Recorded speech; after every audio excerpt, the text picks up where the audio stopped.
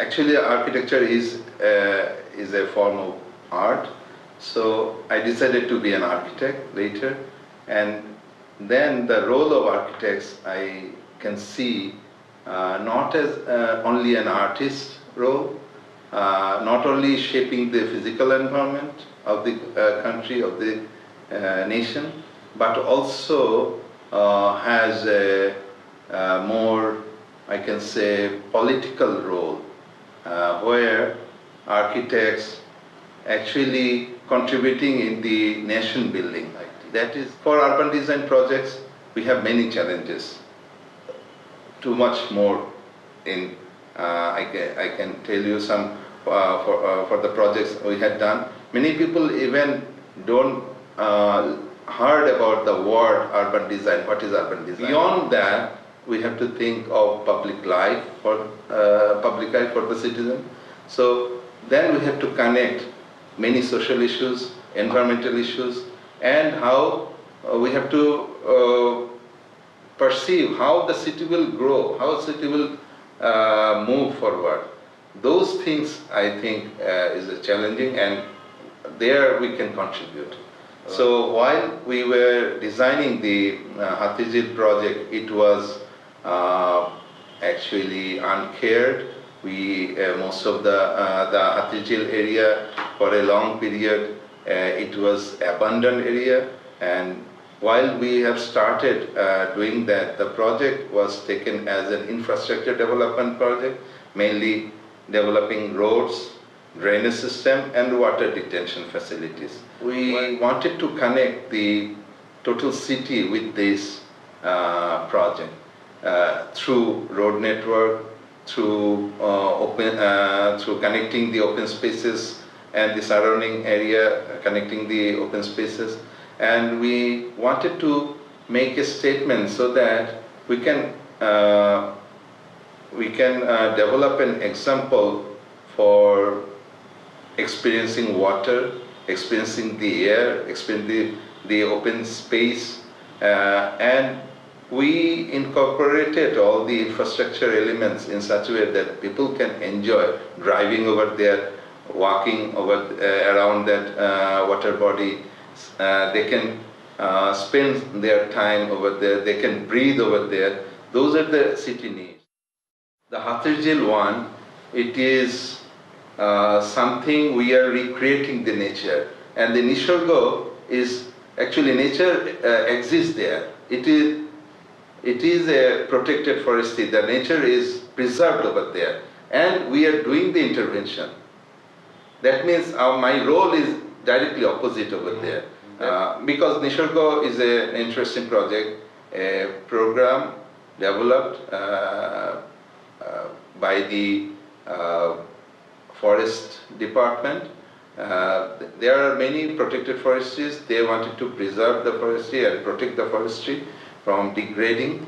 So they formulated an idea of ecotourism so that people can learn and get information about natural heritage, natural elements and biodiversity from there. And also they can be aware of the issue of how to protect the nature. What we did, we had to make a pavilion, we had to make a shelter for visitors, so we proposed an elevated floating pavilion so that we don't have to change the landscape over there, and the floating pavilion will touch minimum, will actually lightly will touch the ground, so the nature can be preserved, the landscape can be preserved, and also the natural environment, which include all the animals, all the biodiversity issues can be preserved, and animal can move around so that they can feel home, they can feel, they shouldn't feel like a human intervention will move them away from that area. You have to, as an architect who is actually creating an environment, You have to understand the locality, the location. That is very important. It doesn't mean only the site or a place. Actually, place will is the right word, I think. Place will tell you what to do. So wherever you are, it has to be over there. Then it will be sustainable. Otherwise, it will not be sustainable. Nowadays, in capitalist system, society have money. They can create artificial environment. They can bring everything from anywhere of the world. But to be sustainable, you have to think about for a gross whole nation, you have to think local. You can think global to understand the global issues, but when you are acting locally, wherever you are. So I always think like you can be a modern man, but you have to be a regional person. Actually, architecture came later in my life. Painting, sketches, drawing, watercolor. This all came quite early. Probably at the age of 7, I started. Somehow I was in love with painting. So I started learning also. And I found when I used to go to outdoor sketches, I used to see the beautiful sky for example, in autumn or in monsoon. It's really dark, overcasted sky and changing sky. In the summer, I see beautiful flowers coming up, trees, the rows of trees, flaming red and all the other colors, yellow. So I saw these different things, and I wanted to capture all these things. It's also always in my mind, and I used to think how I can draw all these things. Sometimes line drawings, I was not happy with the sketches, the line drawings. Then I started putting watercolor, the red and the purple and the yellow. And look at Bangladesh, the watery, the swampy lands, and the trees, flowers, and the sky, moving clouds. So it's like to gather everything. So watercolor has the quality, if you put one color and then another color on top and another color on top, even you see the base color, even the paper, So this is how I was so interested in watercolor. I want to see beyond, always see beyond. I want to see the first, like a land, the whole atmosphere. So it's all just because of not only drawing, just to understand the surroundings, the environment, the people, their movement, and how the light casting shadow the other side of the thing. How the wind is moving, I can't draw the wind, but I can feel the wind. Even when I draw something, there's some sort of feeling of wind also there. Maybe it's communicated properly or not, I don't know. But that's not my business even. So I just do. That's my passion. First thing, I think I need to understand my limitation first. Who am I? How much I can do actually? Can I create something which is absolutely natural? No, I don't have that power actually. I understand my limitations. I can produce geometry. I know the measurements. I know the proportion. These are the things I understand. So I can produce using all those things, geometry, proportion, and then that's supposed to be absolutely opposite to the nature, probably. And I'm happy because of my contradiction that I'm intervening the nature in a way that is like very boldly, not just like in a most humble way. It's not actually. I know I love nature, but I'm intervening nature very in a robust way sometimes. So that's supposed to be my contradiction, but that's my happiness also, because I'm creating something which is absolutely mine, So this is sort of very interesting, humble ego issue here. And I think architects should have ego issue, because they are one individual person who is creating something. So create your own thing, and then you put it on the ground, and the ground is absolutely organic. Now the question comes in between ground and building, how you're connecting together. Is it harming each other? Is it, complementary to each other? Now question comes, you need to understand the whole ambience, the atmosphere, how the sun is moving, how is the winter is going inclined on the south, how it started from the northwest, northeast to southeast in different times, and how wind is coming, And then you need to understand the materiality. Which material is the best for this sort of ambience? How much they can take the load? How much you can carry the span? All the issues come, in between to connect your creation and the organic landscape. And the whole architecture, because it started in the joineries, actually, how you're connecting with the land, this thing. And how you're connecting with the wind and the sunlight and all other things, the sound of birds and the trees and other things. So I think that's the challenge, all the joineries, Not only visual joineries, maybe invisible joineries with the wind and sun and light and things like that.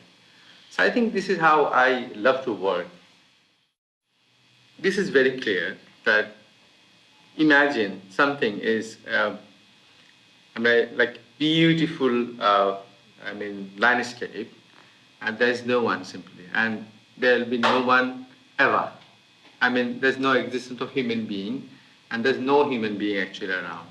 So this landscape is basically meaningless. Who's going to appreciate the landscape? So you have to have somebody there who can appreciate. Probably human being is the best animal who can appreciate the landscape. Once that's the first intervention, the human being is there. They started then because they can think, human being can think. So started thinking that he needs some support when the storm is coming. He needs to, save himself or herself from the storm or thunderstorm or any sort of danger. Basic shelter to protect. That starts, architecture from there. Maybe a cave, whatever, That's the starting point. So you have started the intervention, which is absolutely beautiful until and unless you are not truly destroying the nature up to that level that the nature now started destroying you. So that's the balance actually, to understand the balance. And that's the soul of architecture. When you lose the soul of architecture, then it's really a damage, serious damage. We can produce city. We can produce, the urbanity, urban spaces. It's not something like you're doing some crime. You are doing something for humanity. You're creating something for the people, for your society. That's fine. But whether the question comes, whether you have lost the soul of the nature and soul of architecture, because these has souls come together and creates the livable space. Look, architecture is like many other creative field. It's one creative field that we can struggle, we can work on. It's not something that absolutely different from all other creative fields. Just like all other creative fields, you need to really work hard. First thing, for example, Aurélien Lemonier is a European writer who is a fantastic writer who wrote that if you want to be creative, you have to take decision. You write down that I want to be creative. The first decision. So young architects, youngsters need to take decision that they want to be creative. They want to be an architect. And then the struggle starts. The knowledge, perseverance, and implementation. It's not just knowledge. You have a knowledge, but you don't have perseverance. You're not struggling, nothing will happen. You're struggling, you have knowledge, but you don't know how to transform things, how to implement things and make it in reality as you thought about it. Just like Glenn Market, the Australian architect, he says, you start the work in such a way that how you want to finish it. And that way you start work. So even your starting and ending is like a intense of the work should be remain same. It's not something like it started with high ambition and then gradually disappearing and you ended up frustrated. It's not like that. So it's a very difficult job. Keep it up in one line and start it and finish it up close to your dream. So it's all hard work. It's not magic.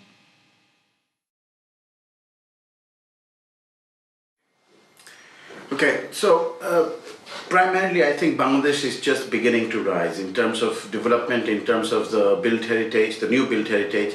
And so I think the role of the architect is manifold. It's not just designing buildings, designing aesthetics. I think the architect is a cultural person, as you say, is a cultural entity. Is also a social being, and in a country like Bangladesh, which is in a social flux, so to speak, with the changes in economics, with the changes in development, I think the architect is very much a social being, in the sense he needs to, or she needs to understand or try to understand the changes in the society, bring it to the forefront of the discussion, and then try to design or try to present to the public spaces not only for today but also looking back at the past, because there is a rich heritage here, looking back at the past and then move it to the future. Today, I think the changes in the society are also should be reflected in the architecture.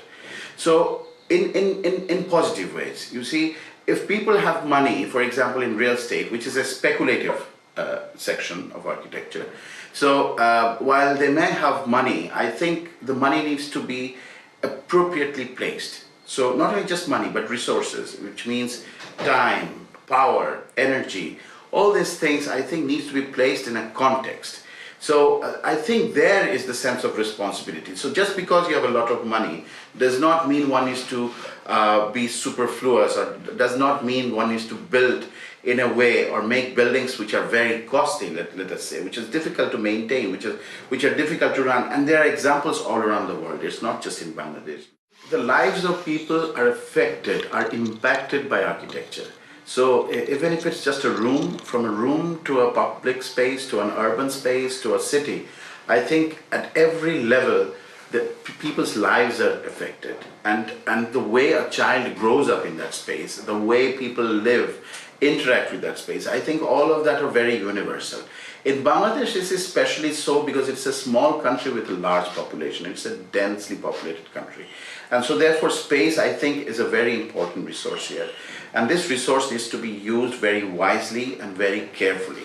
And therefore, whatever public spaces can be created in this dense urban fabric, I think these need to be looked at very carefully. So let me just say that we have talked about, Corbusier saying towards a new architecture, but an urbanism. But I say, can we think about ruralism?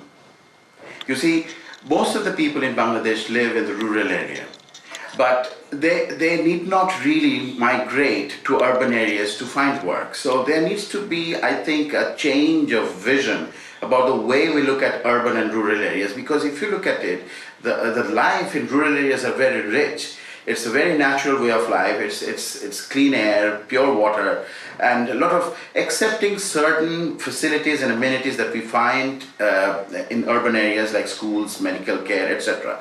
So how to come to a point where the both can merge, so that people don't have to migrate to cities, but rather the rural areas themselves can be a place where not only they can live but also continue through generations, being in a modern connected world, because now we have the internet and other communication facilities. So for me, it was always very important to be in the rural landscape as an architect, because in the urban context there are certain things I think that is not working. Personally, for me, it's not working in Bangladesh because of the densification, but not really enough public spaces. So that I could find in the rural spaces, in the rural areas. You could find space, you could find enough openings, enough air and water and landscape, and light. So the rural projects for me is a way to give back to society some of the things that I've been thinking about, which I would love to do in an urban situation also, perhaps not in the similar way, but in a more, perhaps in a more dense way, truly, but which I would like to do, but it's not possible. But in the rural experiment for me is very important in the sense to try to understand how societies in rural areas or villages can move very slowly, very carefully into an area where it is neither rural nor urban. So a new kind of ruralism. So that is why the Friendship Center, I think, was for me a very interesting study, where it is in a very agricultural landscape, but again, once you enter, it's very, let's say, built up. It's not urban, but it's not village-like. It doesn't have sloping roofs and all that sort of thing. So it is not trying to mimic. It is about trying to grow from the land, but try to grow in a way which is conducive to this merger that I'm talking about, this merger of the rural and the urban. Sustainability, I think today is sometimes a buzzword. I think sometimes it's more fashionable than it's a real solution. And that is a pity, because throughout the world, all the societies, villages, people lived in a sustainable way. They did farming in a sustainable way. They did forest deforestation or felling of trees in a sustainable way. They felled one tree, they planted another. But this is not happening anymore. So that is why we have this global crisis. I think for me, sustainability is a way that is long-term, that you work with nature, that you live with nature, as opposed to trying to sort of control nature or trying to reshape nature. Yes, we need more production. There are more people today than there was 50 years ago or 100 years ago. I understand that, but sustainability has also to do, many times I think overlooked, but has also to do with economics. So we can bring down energy consumption using solar panels, but solar panels are expensive. So we can have the whole building running on solar panel, but where is the economic sense in it all? So if you bring economics in, the idea of economics into sustainability, then making an expensive building in the first place is the wrongest thing to do. So how to optimize building costs, how to optimize running costs, how to optimize maintenance costs. These are all parts of sustainability. There are always going to be new buildings, and all buildings need not be architecture. Every building does not need to be a very designed something, you see. In some places, not everywhere, but in some places, I think the idea of spirituality is important. In the mosque, although it's a religious space, but for me it was more important that it had a certain connection to the above, to zenith, to the landscape. So that's why it's open horizontally, and then there's connection with the z-axis, which is the zenith, and to the skies and the heavens. So I think spirituality in that way is very important for me. And in some of projects, I think we don't always need to be very enigmatic. Architects don't always need to be very enigmatic. They don't need to be very super creative all the time. I think they also sometimes need to be very toned down, in the sense, just think about the person who is going to enjoy that space, who is going to interact with that space, the little child who is going to be there, to be in that space, to be in that wonder of that space. And for me, all those little things are very important. And that is what I try to sort of pursue in terms of the aesthetics of architecture.